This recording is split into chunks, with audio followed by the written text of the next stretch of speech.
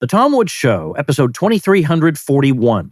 Prepare to set fire to the index card of allowable opinion. Your daily dose of liberty education starts here. The Tom Woods Show. Hey, everybody. As the academic year winds down, it's time to start thinking about what you're going to do in the fall. And of course, I highly recommend the self-taught K through 12 Ron Paul curriculum. Not only will your kids get the real story about everything, but they'll also learn the kinds of practical things that they won't learn in the traditional school. For instance, how to be an effective public speaker, how to manage money, and how to run your own home business. And of course, when they reach the high school grades, they will be learning Western civilization and U.S. government from old Tom Woods here. But here's the most important thing. If you're going to join, make sure you join through my link, because only through my link do you get $160 worth of free bonuses. My link is ronpaulhomeschool.com. Hey everybody, Tom Woods here. I'm doing something a little unusual for today's episode, but over the weekend I had a really, really great session. Or actually, was it the weekend? It was Monday. It was Memorial Day. I had a great session with a guy named Gerard Casey, whom you've heard before. He is professor emeritus of philosophy at University College Dublin, author of some terrific books. I mentioned a couple of them in my introduction to him that you're about to hear. He is a faculty member at libertyclassroom.com. And for the master members and basic plus members, every month we do a live Q&A in addition to the on-demand courses. And this month's Q&A was just so good that I thought, doggone it, this needs to be heard beyond just the range of my members at libertyclassroom.com. So I want you to hear it. So these are member-supplied questions that are being asked of us in real time in a chat window while Gerard and I are talking, and I think you'll get a kick out of it. We cover quite a wide array of topics. So here we go. First, I want to explain myself a little bit to everybody. I don't normally appear in a baseball cap and a t-shirt, but I'm trying to fit everything in today because the family and I are going to Boston tomorrow. So I'm just coming back from the gym, and I did not have time to take a shower. So you are not going to see how I look underneath this thing. That's just not happening. I don't care what membership level you're at. You're not entitled to that benefit. But we have Professor Casey here with us. We're going to be ready to answer your questions as best we can. I will pledge to you that next month we're going to do a Q&A on the general subject of economic topics. So bring your economics questions to the one coming up in June. So now that we've said that, greetings from Dublin. Are you also in Dublin, Brendan Ward? Or are you saying that Professor Casey brings his greetings from Dublin, which indeed he does? All right, well, that'll be it. So you have an instant friend now. What can I say? Why don't we give him your address and phone number? Okay. All right, you ready? Let's get going. So, folks, if you have questions, notice that we have a Q&A only tab. Please use that for the questions. And we have Brendan Ward is there in Dublin. Well, I was just saying, as we're waiting for you folks to submit your questions, I'll say we just had a brief conversation about my travels and that I had an Ireland trip all lined up for November of 2020. And the bastards took it away from me. So I hope maybe we will be able to revisit that in 2024. Well, let me ask you this. What do you think about, everybody talks about going to Ireland. I mean, in the United States, everybody wants to go to Ireland. That's partly because we have so many people of Irish descent here, but also because it sounds like a fun place to go. But what about, now forget the politics. What about as a vacation destination? What about Northern Ireland? Northern Ireland's fine. Perfect. Yeah. Maybe even better. I mean, prices might even be lower. I can't keep up with all the changes now. Right? We've been suffering from the kind of more or less dramatic price rises that everybody's been suffering from. And as we've taken in 100,000 immigrants in the last year, okay, in a society whose infrastructure wasn't up to it before that. That's caused some problems. So, for example, many hotels have been, I don't know, what would you call it, appropriated, as it were. And of course, that reduces the amount. And so prices have risen. Even more, yeah. Yeah. So you really do need to check. But Ireland's fine. But one thing I would say, of course, is that Ireland isn't Dublin. So by all means, come to Dublin and so on. And look around. There's lots to see here. But do get out into the country. What I think I would do, honestly, is 2 separate trips. Because I can only get over there for a week at a time. And I want to just do everything I possibly can in Dublin for a week. And then have a trip where I rent a car and I drive around. Yeah, that's a great idea. That is great. I mean, public transport is reasonably good.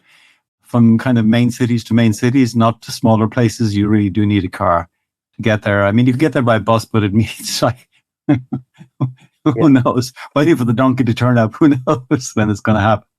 Let's go over to the questions, much as I would love to talk about world travel. Okay. Right. So let's start with your book, Libertarian Anarchy. And if my books were organized in any reasonable way, I'd be able to pull it off my shelf right now. But when I moved into this new house after it was built, I just threw those books there on the shelf with no rhyme or reason to it. But it is a great book. It's a short, easily digestible book full of interesting and challenging ideas. And the question is, are there any parts of that book that you would like to revise? Ooh, that's a good question. The short answer is no, but there are a lot of parts where I'd like to go on at greater length. It's a book in a series. And so there were series constraints, and I had a maximum word limit of, I think, something like 65 to 70,000 words. And so that really constrained what I wanted to do. So a lot of people commenting on it said, this is very short. It's good, but it's very, very short. And I keep saying, well, that's not my fault. Don't blame me. I've been there. Yeah, I know.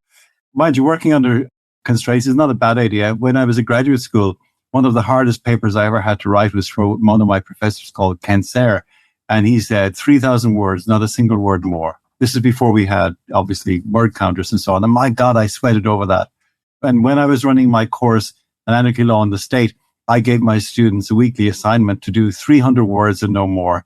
And one of the things it does is you can't waffle. Okay? Yeah.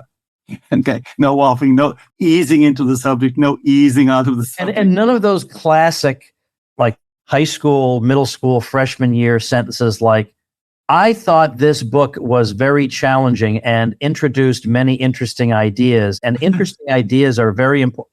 Or my favorite one was, before I can answer that, I have to, and then follows, I don't know, tell all of the interesting incidents in my life from the age of 2, omitting no detail, however slight.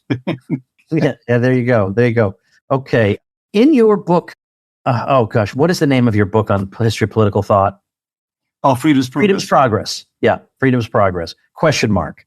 Did you talk about the Putney debates? I seem to remember Yes, that. I did. Okay. Can you, because we have a question about that, can you explain what they were about and which side you think had the better of the argument? Okay, well, the Putney, it was sort of very interesting. This is in the context of the English Civil War, or the War of the Three Kingdoms, as it's called now, a more politically correct term, I suppose. And when the parliamentary army had won, I think probably to their surprise, the next question is, it's like when you win the revolution, what do you do now? Okay. So what do we do? So in Putney, the leaders of the army and then not so much the leaders of the rank and file, but the lower grade officers and so on met for a discussion as to what was being done. And the issue really came down to this. The participants was a man called Henry Ireton, who was Cromwell's son-in-law afterwards, who died, by the way, in Irish campaign at the age of 40. And I can't remember the name of the celebrated person on the other side. I'd have to actually go back and look it up in my book. But it came down to this. The rank and file and the lower grade officers said something like as follows. They said, we've given up our liberty, we've given up our time, we've risked our lives for this. And whatever decision we come to, we don't want to find ourselves in exactly the same situation we were in before we did all that. Things have got to change. And one of the things that's got to change is that we've got to get some kind of representation. And the reason for that was they said, if you live in a kingdom and you live under its laws, then you really should have some say in who it is makes the laws that you live under. That's one side. The other side, ably articulated by Henry Ireton, said as follows.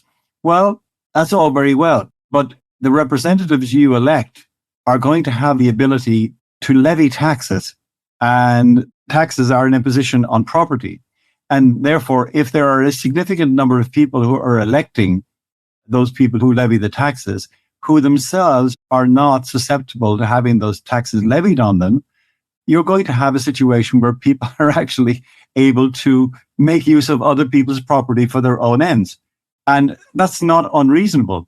I'm actually sympathetic to both sides. Of course, the problem there is the whole idea of representation, okay, which both of them agreed on. They simply couldn't figure out how it went. It's not unreasonable if you're going to be represented that you have some say in electing your representatives, if you're going to be stuck with laws, that you have some way of determining who it is that gets to make those laws. On the other hand, if you're going to end up funding the whole thing, okay, you would say, well, I mean, if there's a whole bunch of people out there who are net tax beneficiaries and not payers, it's going to be problematic if they do it. This is actually quite contemporary if you think about it, because, of course, in contemporary societies, and they couldn't have foreseen this in the 17th century, a significant number of people are actually net tax beneficiaries.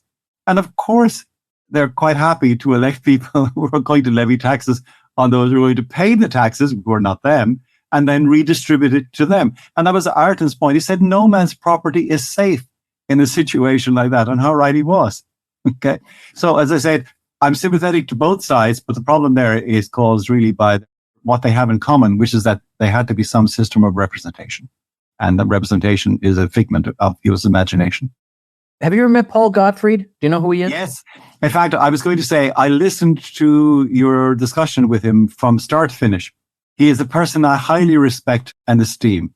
He's a remarkable chap. And yes, I have met him and I've had long conversations with him and so on. Yes. So that was a very, very, I don't want to sound like the sophomore student. That was a really interesting. Yeah, I love that conversation. Well, I mean, I was thinking about it. Do you mind if I make a comment on that? Please do. And in the meantime, I'll put a link to it in the chat so people know what we're talking about. Well, here's the situation. I often think, so if you're a libertarian, as I am and you are, we would like to live ideally in a society which is libertarian through and through. We are not there. We're not near being there. We're 100 million miles from there, right? And so whether we like it or not, we are where we are. And so the question is, although we know what we'd like to be and to do in a fully libertarian society, we're not there. And so the question is, what do you do in the interim? Now, it seems to me that there are two principles that should guide a libertarian in thinking about this. One is, the first principle should be that we should try to get to the libertarian situation as quickly as possible. That's the first one. The second principle, however, is orthogonal and crosses it. And it says we should get there with the least disruption. Okay? Because if you were to push a button in the morning, you would have anarchism in the vulgar sense of the term, which is disorder. And so if you adhere to one of those to the exclusion of the other, for example, if you said with the least disorder as possible, then we'd get there in 55 million years, which is to say never. Okay. And if you said as quickly as possible, we're going to have chaos. So the question then is, for a libertarian, what can you do? What can you legitimately do without abandoning your libertarian principles in a situation? And the answer is, I don't know, but it's a prudential decision. So let me give you an example from another area to illustrate what I mean. Suppose you were already a legislator in some legislative body and abortion was available, say, with a limit of, say, 22 weeks or something like this. And a proposal was made to lower it to 20. Could you vote for that? Could you support it? And my answer is yes, obviously. Okay. Because what you're doing is you're minimizing an existing evil. The evil is not of your making. And here you're going to limit it. Does that mean you've compromised your principles? That means you are for this? And the answer is no. Okay. But if you're going to live in a kind of purist world where it's like all or nothing, you're going to have to take what you can get from the position in which you start. In the immortal words of West Side Story, you want to live in this lousy world? Okay. This is the only world we can live in. But here you also have to avoid the problem. I mean, what Rothbard called becoming a beltway libertarian. This is the young guy who is like enthused with libertarian principles and then goes off to Washington and gradually becomes part of the dinner party circuit and the cocktail circuit. And after 5 years, he looks back on how he thought 5 years previously. And he goes, oh my gosh, I was so romantic and so naive. And now he's into nitty-gritties of tiny little movements, not as a way forward to some goal, but he's forgotten and abandoned the goal completely. Anyway, sorry, that was what I was thinking about when you were talking to Paul. I certainly know the type you're talking about. They've forgotten and abandoned the goal. Now they just want to signal to everybody how respectable they are. They're a little cheeky because they are a little bit more for free trade than the New York Times is or something. But other than that, they're just to scold the rest of us who don't care about respectability. That's pretty radical. Yeah. Well, I bring this up because we have a question relating to Paul, who, by the way, he's 81 now. Wow. When he was 79, he was riding his bike and he was hit by a car and he was hit on his bike by a car and went tumbling off it and had to get, he had broken ribs and unbelievable. He made a full recovery. Wow. by bizarre coincidence, the doctor who was working with him or operated on him happened to be a listener of my podcast, and so wrote to let me know that Paul was doing fine, which I'm sure violated some law. but back in the normal days, this would have been considered normal, that a doctor would tell you that Paul is doing fine. Yeah, I know. I could say it's like, when he was conscious before he was operated on after his assassination attempt, and asked the doctor if he hoped he was a Republican. Yeah, exactly. Okay. Well, anyway, so Paul, according to this question, recently reviewed some of his favorite thinkers, and they include people like Arthur Schopenhauer, Friedrich Julius Stahl, Joseph de Maistre, Juan Donoso Cortez. Are there any of these in particular that are appealing to you that you might mention to us or that repay study? No, two of them I don't know at all. As Joseph de Maistre, I do know a little bit and so on. But Arthur Schopenhauer, yes, because I might be the only one in Ireland who has, I think, read The World as Will and Representation. Okay, Schopenhauer. Schopenhauer is an interesting character. He was, I don't know if you know the story, but he set himself up against Hegel and he scheduled his lectures at the same time and he lost out. Okay. So nothing ventured, nothing at least it was gained, yeah. An effort, yeah. He was at what they call in Germany Privatdozent, the private teacher, because anyone with PhD or with a doctorate could actually offer a course. And if students came, they paid and you made some money. But if they didn't, you didn't make any. So yeah, he was a Privatdozent and he lost out on that one. But his idea of, if you like, will is interesting. That he, like many philosophers in the 19th century, many philosophers through the ages, he picked on one thing which he thought was, if you like, the essence or the core of reality. And it was this sort of notion of will. I would think it influenced people like Nietzsche and everything that sort of followed. He was also probably the only Western philosopher of any note, certainly before the 20th century, who thought Eastern thought from China and India was worth paying attention to. Okay. And you'll see elements of it in his work. So yeah, definitely Schopenhauer repay study. Not the easiest person to read, I have to say. And you might want to read, I don't know, the easy version first, the potted version, before you actually tackle one of the big books. But yes, Joseph de Maistre, I know more by repute than by actually reading his material. If I get it correctly, he was a Catholic thinker, 19th century French, what was his central idea? Would he be a sort of an early version of kind of Christian nationalism, would you think? Would that be correct? I'm not entirely sure. I mean, when I was trying to figure things out, I did look into him a little bit because I basically thought anybody the modern world despises, I want to look into. That was my philosophy. But this was over 30 years ago. I'm in pretty much the same situation. This isn't helping, unfortunately, the person who asked the question. So really, I'm a bit of a loss here. But yes, Schopenhauer definitely. And I suspect on the same principle that you're operating on, if everybody is against him, I'm probably for him. There's probably something in there worth looking at, something that's maybe not in its totality, but certainly something that would give you a different angle on the world in which we live. Now, of course, I mean, I guess one of his central points that I think would be considered quite unfashionable in the modern world would be that political authority has a religious derivation and that it doesn't come from, quote, the will of the people or whatever. And I know a lot of people would obviously recoil at that. And yet, the idea that all power comes from the consent of the governed and the popular will, where have these ideas actually in practice gotten us? I know that in principle, they sound really nice.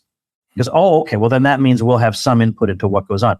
And yet, you and I have literally zero input into the world we live in. I mean, I live in a world that every single thing the political authorities do is absolutely hostile to everything I believe in. And yet I'm told that the will of the people is the driving. It obviously isn't. So I don't see how it could be worse under Joseph de Maistre. How could it be? Maybe they might accidentally do the right thing under the system. Well, the will of the people, they don't even accidentally do the right thing. The will of the people, of course, is a secular version of the will of God.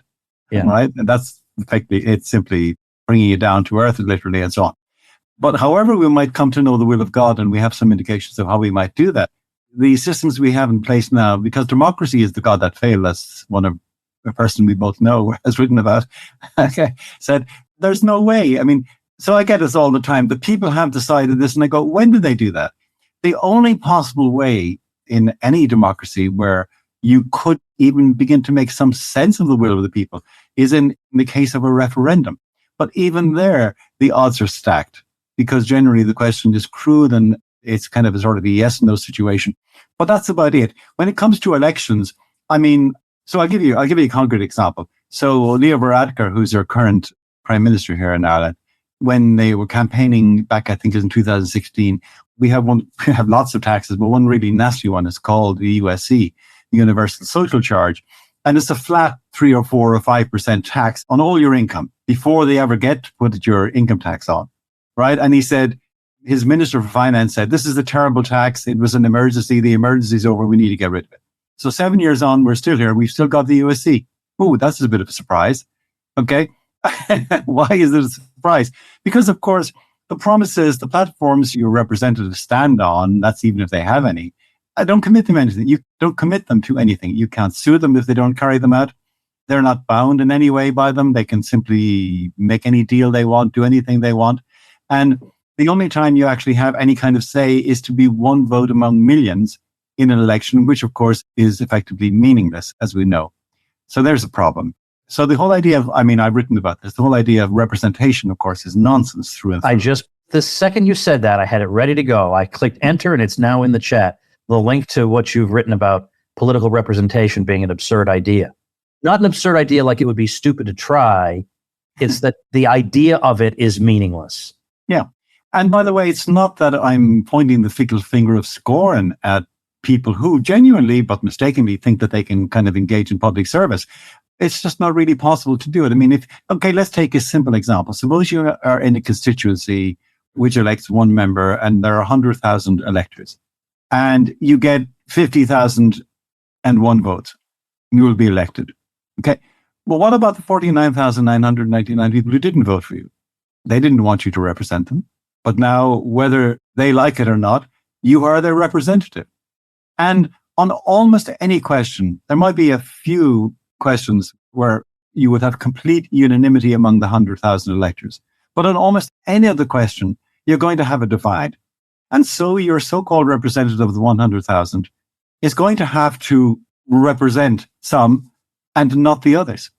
And not because he's mean or nasty, but because of the nature of what he's doing. It's simply not possible in any meaningful sense of representation to represent more than a very small number, and then only when there's a clear line of indicating how somebody is to represent you, what those powers are, who is the principal and agent, and so on. And I've gone through this in various ways of talking about it. But this is a kind of fairy story we tell us to justify democracy, representative democracy. But as I said about representative democracy, it's a bit like the Holy Roman Empire, which is neither Holy Roman nor an empire.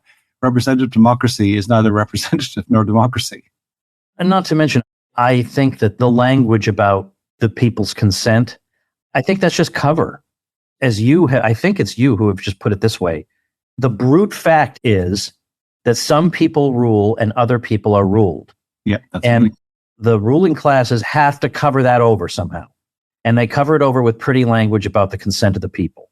But it doesn't really mean much. Okay. But they've always done this, Tom. In other words, in earlier age, they would have said they were either God's representatives or they were actually gods of various kinds and so on. And that's why you were supposed to obey them. Okay. Or because in more robust ages, when we didn't have this false equality, because they were superior to you and they were aristocrats. Okay. And they knew more about it than you do and had more power and were better kind of people and so on. And you were just plebs. So yeah, there's always a cover story, but some rule and some are ruled. Let's see. Are you familiar? I'm not, but are you aware of the Orania community in South Africa? And is it an effective example of small-scale peaceful secession? Oh. I did actually read something about this, but it was quite a while ago, 3 or 4 years. And I looked it up at the time. And I'm desperately trying to recall the details. I wasn't able to make up my mind at the time. It looked like a runner. Okay, if I remember rightly, it was a group of people who had bought a significant bunch of land and were sort of living it, sort of like a kind of latter-day Amish group, except they weren't necessarily Christians and so on. But I can't really answer that question because I don't know even if it's still in existence. And it would be interesting to track it down and check up on it to see if there have been any kind of developments or has it gone the way of the kind of Israeli kibbutzim. Yeah, so I will look this up as soon as we finish. Somebody wants to know, has there been any pushback from the Irish people with regard to the immigrants? that you're talking about? The answer is yes. Okay. And in fact, one of our Sunday newspapers yesterday published a poll, a Red Sea poll, so a respectable polling company, as respectable as a polling company can be, which says 75% of the people think there are too many. Okay. Now, consistently, our politicians have been describing anybody who raises any question, however temperate and nuanced, about the advisability of bringing in large numbers of people into a situation where the infrastructure simply cannot support them, so that we had people living in tents on the streets in Dublin, okay, not desirable by anybody's standards. So the political establishment simply engaged in name-calling and vituperation. We are far right, and so on. So I put up a tweet yesterday saying, okay, isn't it interesting that 75% of the people in Ireland belong to the far right? Who would have guessed? Oh, by the way, can I do a little plug for my Twitter here? I'll put your Twitter in the... Yeah, if you would. So for anyone who's interested, I have a Twitter account, and so it's at Casey, that's my name, Casey, and then 5122 dark. I don't know why you chose that, but I'm sure you had a reason. I did, and the reason is very simple. It has to do with my date of birth and the year I took up Twitter, my name in front of it, of course. And my first tweet was, I have gone over to the dark side. Okay, it makes sense. I just put the link in there. So even if you're not on Twitter, just you click it and view Professor Casey's feed, his tweets. Nothing sinister about it. Okay, some of my Christian friends were a bit puzzled and a bit worried. I said, no, it's just a joke. Yeah, okay. Yeah, I like your Twitter, by the way. It's a good one. Okay, how about your massive book? Again, I wish actually, that one, Freedom's Progress book, is actually by my bedside. That's why it's not. You belong. Very good sleep. No, that's not why. But I remember we did a whole bunch of episodes. We did. Because I could just take a chapter or we could do an episode on it. But see, now it's been so long since you wrote it, you'd have to do all this prep if I invited you to do that again. Well, I'd have to read it again as if it was written by somebody else. I know. I love that. Years later, I have books that are 15, almost 20 years old, and I reread them and I think, and I am very relieved to tell you that I think, this ain't half bad. Well, I've had that experience, and it sounds like vanity, but you find yourself saying, geez, that's really good. I wish I'd said that. And you go, but I did say that. I did say it. I had an embarrassing episode, actually, Tom, where I had an article published, and a chap wrote to me about 5 years later, asked me a question about it. And I had to write back. And I know this, I must have sounded really bizarre when I said, listen, I'm really sorry, but the whole mindset and my whole study and investigation and my project at the time surrounded this paper, and I've moved on from it. And I could read it. If I gave you an answer now, it would be the answer of somebody reading the paper from the outside. I have no special authority access to it anymore. Yeah. Sorry about that. It's a bizarre thing. It's a bizarre thing. And I've been thinking, we'll get back to the questions in a second, but I've just been thinking so much lately about the limitations of human beings, because I've been reading a lot about AI. Me too. And how incredibly stupid, if AI ever really were to be able to quote unquote think, how stupid it would think we are. Because it can learn a foreign language like by tomorrow morning. It's taking me years to learn foreign languages, years. Or it could master all of political thought in a day, if not less. And yet we celebrate and honor professors who, at the end of their careers, have begun to approach mastery of these things, you know? And so I think about that when I go back and look at my own books. I think, what would AI think of this? That I'm going back impressed by my own books because I don't remember what's in them. Well, I'm actually giving a short talk on AI to a group in a couple of weeks. And just for fun, I went on ChatGPT and I typed in, what are the dangers of AI? And in 15 seconds, it gave me 8. Right? So what I'm planning to do, so I hope nobody who's going to be at the talk is listening to this, right? So I'm going to print that out and say, here you are, right? And what do you think about all of these, right? And then when I've had a chance to take it, I'm going to say, you know where I got all of this? From AI. Yeah. It is remarkable. But Brendan Ward, who is your fellow Dublinian, shows up to this event. He's not going to spoil your punch. He's not better not pull the rug from under me. No, yeah. Anyway, so it's fun. But it is extraordinary, and I don't know what to make it. In fact, my project, if I can get back to it, and it'll probably be the last thing of substance I ever do, is on transhumanism and AI. And I've been thinking about this for well over a year now. And I should either, get up and do it or stop talking about it and just quit. I'm not sure where I stand on it at the moment, but there we are. Now let's get back to the questions, although in the chat, I'm now going to put one more link. I had a guy on my podcast just a couple of days ago named Stephen Wolfram, who is, when you find out who this guy is, it's incredible. I got him on the Tom Woods Show, but he is an absolute giant in this field. I mean, he had his PhD at the age of 20. He's one of these incredible prodigies. And it's exactly as I said. He's an incredible prodigy, and AI would think he was like an alligator. Just to give you one example before we leave this, so you and we played a chess game together once and so on. So I'm a keen but very mediocre chess player. So when the chess engines came out first, they were simply brute force. I mean, effectively what had happened is that somebody had fed modern chess openings into them. Okay, and so on and so forth. So they were incredibly strong, but they didn't play like human beings. So we now have all of these things improved. So we have Stockfish and others, and the ones that they use for the Grandmaster Championships and the World Championships and so on. But about a year ago, they came up with a program, and all they gave this program were the rules of chess, nothing else. And in about 3 hours, it had reached a stage where it could beat all of the strongest engines. Yeah, that's insane. It had, through iterations and so on, without any input of strategies or openings or anything else, it had reached a stage where it could beat the strongest chess engines. Now, that's terrifying. Yeah. Terrifying. Yeah. If you're not terrified by this, you're not paying attention. I don't know what to say. It's just baffling. Why do I feel redundant all of a sudden? I know. I don't know what to say about it. I mean, I used to think when I was younger that I was kind of a hotshot intellectually, like I could grasp things quickly. I could be a reasonably strong chess player. But on the other hand, the human mind designed that very thing that we're now marveling at. I mean, there is that. Yeah, but I'm not sure that we can hold that kind of flattering unction to our soul for very long. It's not much of a consolation. Well, it's all I've got, and that's what I can say. It's all I've got, and so on. I mean, my whole life has been like yours in a sense, dedicated to learning and study and writing and so on and so forth.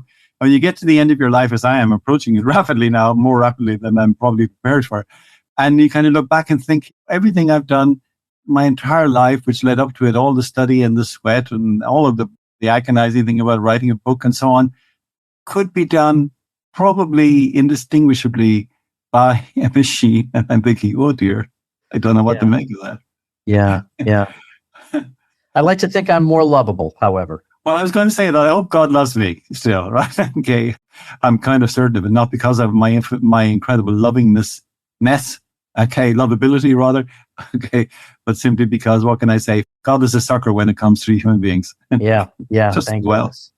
Hey, folks, some very quick Father's Day advice from our friends at Omaha Steaks. Number one, do not wait until the last minute to get your father a nice gift. But secondly, get him something he's actually going to enjoy and something he's definitely not expecting.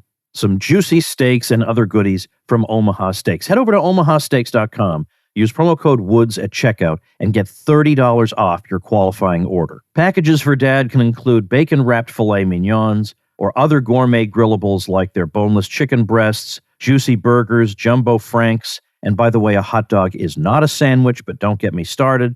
Many more favorites available too. Plus, save room for dessert. Most gift packages come with 4 delicious caramel apple tartlets. The Woods family has been ordering Omaha Steaks for at least a dozen years. It's super convenient, great value, and excellent quality. Plus, he'll be the envy of all the other dads. Well, whether he's your father, father-in-law, or father figure, get him something he really wants, because dads want steak. Order today and get $30 off with promo code WOODS. That's promo code WOODS at omahasteaks.com. Minimum order may be required. See site for details. All right, let's go back to the questions. What I started to say was, in your big book, you're talking about the history of political thought. Our natural instinct, though, as Westerners, is to treat Western political thought. Yeah.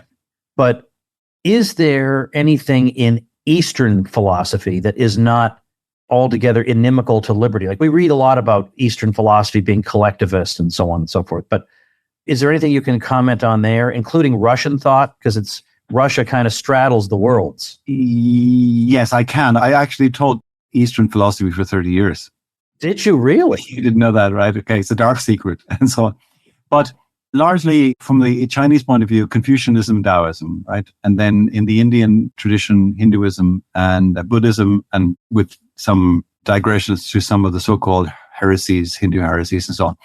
And the answer is yes. And in fact, in the preface to my Freedom's Progress, one of the points I make, because C. Northcote Parkinson was one of these people, the author of Parkinson's Law, by the way, a serious scholar, said, one of the things that typically Westerners do is they talk about the history of philosophy, and it's always Western philosophy, and they never pay any attention beyond it.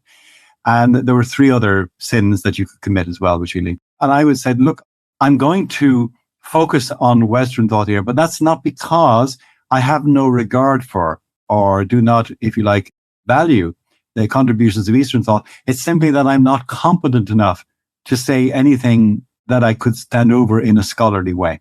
And that's still true. So that being said, the answer is yes. In both, so let's focus on the Chinese for a moment. I don't know much about Russian thought, right? But the Indian, yes, and the Chinese especially, which is very attractive. So in Taoism, one of the key principles of Taoism is Wu Wai, and it's translated sometimes into English as doing by not doing. Okay. It really comes to something like non-aggressive action. And here the idea is that if you really want something and you go at it bullheaded and so on, the chances are that you will set up resistance to what it is that you aim to achieve, okay, which will have the effect of preventing you actually from getting what you want, okay? Even in Confucian thought, which for many years, of course, was the dominant kind of ideology of the Chinese Empire, if I remember right, again, quoting from memory, you see, if I was AI now, I wouldn't have to quote from memory, right? Quoting from memory says, the ideal ruler is like the North Pole star around which everything else turns.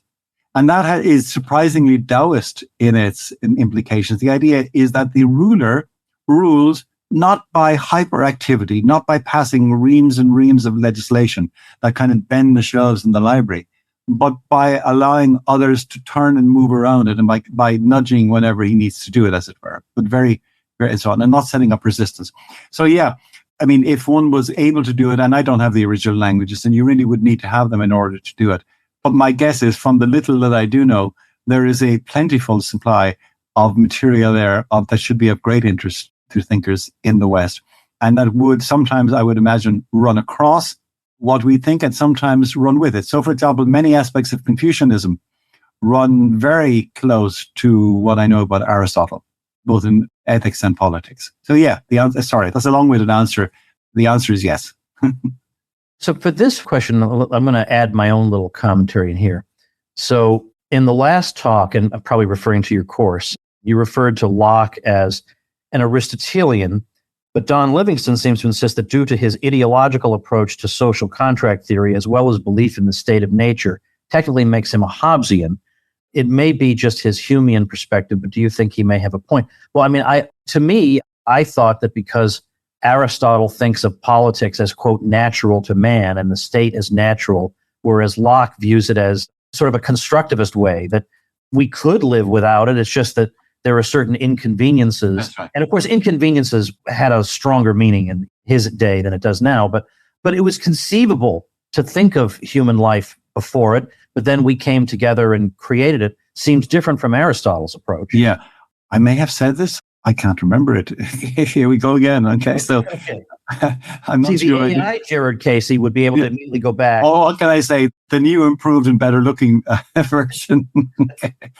But yeah, I mean, you could argue all of these things. And again, like one of the favorite games that philosophers play is detecting influences in other philosophers. So people say, oh, I can see such and such in Hegel, and I can see so and so. And other people will say, no, I can see this other different person in Hegel and whatever. And chances are, yes, I mean, there are bound to be similarities and differences. And to some extent, it's a matter of, I don't mean to trivialize it, but it's a sort of matter of taste and what you think important, what it is that you see witness in other philosophers. I would now, regardless of what I said, if I said it, I would be inclined to think of Locke as a constructivist and so on, and not as following the kind of the Aristotelian central idea that the polis, which by the way is not the state in the modern sense, because there we have a problem again, right? Because by Greek standards, I mean, England, which is a small country, would have been like a mega country. I mean, Athens was the largest of the Greek polis, of which there were nearly 200. And it was about a third of the size of County Cork, which is where I come from. Okay. Today it would be regarded as something like Liechtenstein, okay, or tiny. And the idea was you were really supposed to be in a situation where it was in principle possible for you to know all of your fellow citizens. So it was almost like a limited company or a company with like a small membership where you knew everybody, and therefore you could have homonoia, as Aristotle would say. You could have the sameness of mind, right? And I defy anybody to find any modern state where homonoia is a characteristic. True indeed. Okay, how about this question? Do you believe that if we are to overthrow the powers that shouldn't be, will it be in a gradual way or one giant change? Good question. It is a good question. And the answer is, I don't know. But I have a problem. I mentioned this actually earlier when I was talking about the orthogonal approaches to change. How do we arrive at a libertarian world? And the trouble is that the world in which we live has been constructed so that there are sort of various layers, right? And it's almost like a tower. And if you are to, as it were, blow it up, you get a lot of debris and a lot of dust and chaos. So I would be in favor personally of deconstructing, bringing it down layer by layer until eventually you've arrived and so on. And the top layer would be the latest one where governments were actually engaging directly in business activities or whatever it might be, and I think well outside their remit. The second level, which would have to come down, would be something like health, education, and welfare, all of which are handled better by human beings making these arrangements themselves. And by the way, which also consume, I don't know what the situation is in the USA, but here, health, education, and welfare consumes well over 50% of our tax money. It's huge. It's never ending. It's a gaping hole. It's a money pit. No matter how much money you put into it, the situation never seems to improve. The services never seem to improve. Education is a disaster. Health is hit and miss, to put it mildly, and so on. And welfare simply creates a dependent class, okay, and removes from them any notion of sort of dignity and worth. And then the final thing you'd be left with, of course, is law, justice, and security, which is the traditional justification for the state, that without it, you're going to have bandits roaming around and so on. But let's have one set of bandits instead of many. Okay. And the trouble there is that if somebody said to me in the morning, if you could push a button and get rid of all the layers of government except law, justice, and security, would you do it? And I'd say in a heartbeat. Okay. Because that would be a vast improvement over what we have now. Would I be content to stay there? No, but I would be able to remain there for quite a significant number of time before moving on if it came to that. I think about this. Now, Rothbard seemed to think that the gradual approach is very unlikely because he says that it's an improper analogy to say that interventionism came about gradually, so therefore anti-interventionism can come about gradually. Interventionism comes about gradually. You're going with the grain. You're going in the direction the state wants to go anyway. There's no guarantee that that same approach will work in reverse, because every single step you take, you are fighting against everything there is. So maybe it does have to be one big catastrophic event that brings it about. In the 19th century in the US, we had numerous examples of what were known as utopian communities. And I don't think of libertarianism as a utopia. Our enemies portray it that way, and it just shows they're not listening. But the idea behind these utopian communities was that they're not going to try politically to change the entire country. They're going to set up a small community, and they're going to be so happy and prosperous that everyone will look at them and say, we want to be like them. Yeah. And they'll just spontaneously do that. The problem was none of these communities lasted more than 2 years. The communities themselves failed was the problem. You know? Robert Owen's one of those guys. Yeah. Yes. Yeah. It's that time period. Exactly. Yeah. 1830s, 40s, right around then.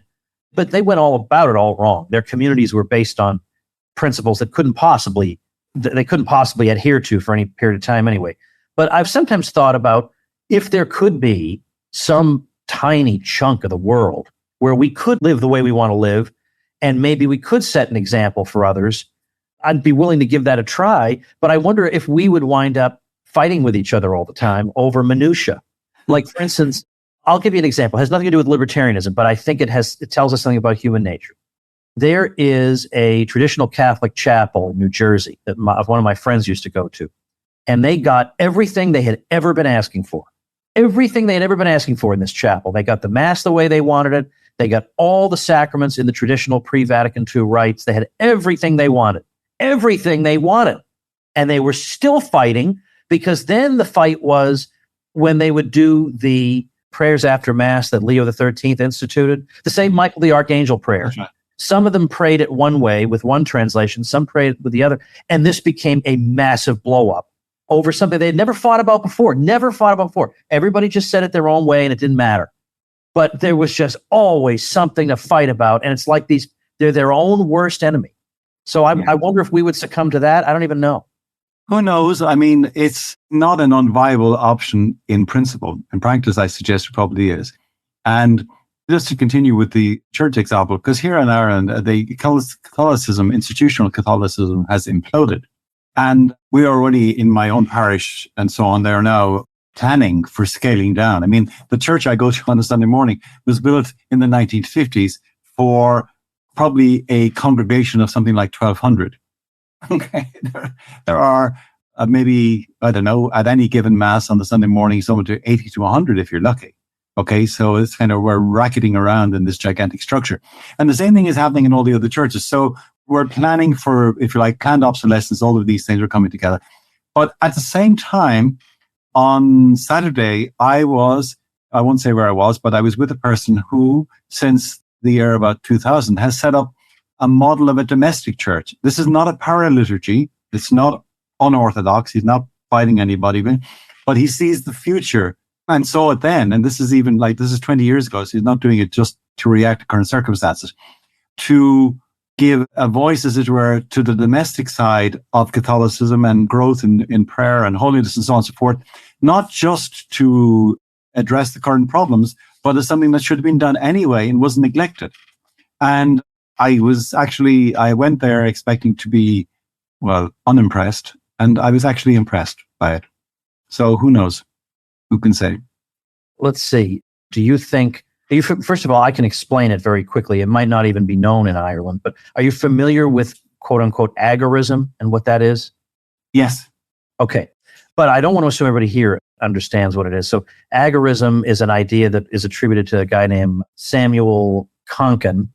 And it's the idea that basically there are two ways of interacting with people, violently or cooperatively, violently or peacefully. And the marketplace is where we interact peacefully, and the state is where we interact violently. So we want to minimize the violence, maximize the peace. And his approach to doing that is a non-political one, whereby we withdraw consent or we just start doing things in defiance of the state. And that can come with small acts of rebellion, like driving past the 55-mile-an-hour speed limit, or having a garage sale and not reporting the receipts to the IRS, things like that. And then building up as you build networks with people, building up to larger and larger, what he calls a counter economy. And so the question is, what are the prospects for that? Now, Rothbard, Konkin was a Rothbardian in his theory, but in this practical recommendation, he had a dispute with Rothbard, who thought this can go only so far, that how could you do heavy industry realistically? You could maybe grow bananas and sell them to your neighbor, but how are you going to do that with heavy industry? And secondly, he says some things do require political action. Like there was no way agorism was going to shut down the Second Bank of the United States. That happened because President Jackson refused to renew its charter. That was a political action. Or by and large, the end of slavery did not come about because of slave revolts. It came about because of a politically orchestrated movement. So that was his answer. So what do you think about that? No, I'm inclined to agree with it. Well, first of all, the agorist thing of let's be bold and brazen and, as it were, go beyond the limits and the transgressions that are set for us in various ways. I find that appeals to me, okay? And I better not say it here because we're on record, but I might have done this in various ways, small ways and so on. And we all tend to do it, living dangerously and so on. But Rothbard is absolutely right on this. In a sense, this can contribute to, I think, the elevation of morale and keep you going when times are sort of tough and so on. But as a possible instrument or a force for overall transformation, I can't see that happening. Because to do so, it has to become visible and it has to become apparent. And once it becomes visible and apparent and becomes a threat to the state and the powers that be, then you're in a fight. And again, given the difference in force between the combatants here, you're going to lose. Yeah. Well, I say let people try what they want to try. And we'll see what goes where. Yeah. No problem. And the last person to put a stop to anybody's fun, go for it. Okay, I think with that, we'll call it a day and thank everybody. I mentioned a bit cryptically in an email that we have another course coming out from our friend, Professor Rechtenwald. He initially was going to do a history of the environmental movement. And now what he's done is he's merged that with an overview of the so-called Great Reset and combined them into one thing. Interesting. So I think you'll all enjoy that. So I'll let you know as soon as that is up. But for those of you in the United States, I hope you're having a pleasant day off from work. And for those of you who are in Ireland and retired, I hope you're having a pleasant day off from work. Well, I wasn't when I came on here. Zing.